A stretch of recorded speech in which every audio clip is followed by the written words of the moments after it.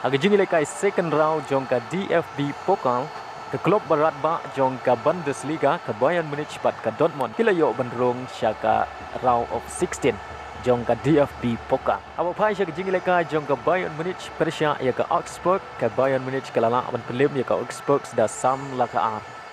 Agar jingi lekai ke Bayern Munich kalai lekai kamha ban ya ke Augsburg haga ba kalai yo hadu en riu pra persen ke position kad ba ke Augsburg yo tang live persen tang haga minit ka ba kendai ke Augsburg kalai yo ban penkijar nengkong leng ba Pedersen ba day haga minit ka ba ar punyau ke Bayern kalai yo ban penyakai ya ke gol jong ke Augsburg leng ba chau promoting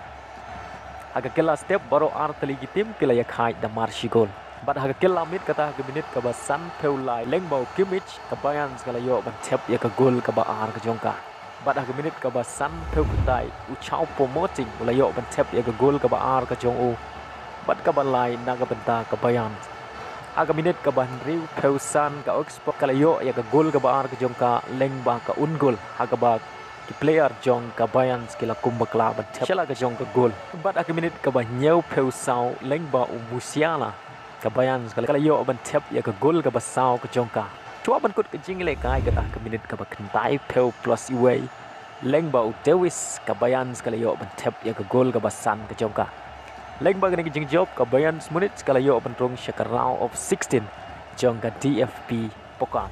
aba pai syaka wei pat ke klub berat ba jongka Bundesliga ke Dortmund kala la ban pelim ya ke Hannover 96 da ar laganot agar ni jingi lekai ke Dortmund kala yo ya ke gol ke baringkong ke jongka leng ba ka ungol aga ba player jongka Hannover MB pula kumbakla ban kep shala ke jongka gol haga minit ke bakat way pada haga minit ke bah nyau peway leng ba ka penalty bala kenjat da Bellingham ke Dortmund kala yo ban tep ya ke gol ke ba ar ke jongka amun kut ke jingi lekai kata haga minit ke ba pra peusan player jongka Dortmund ulai yo ya ke red card dah bakut kena ke jingi lekai ke Dortmund kala job ya ke Hannover 96 da ar laganot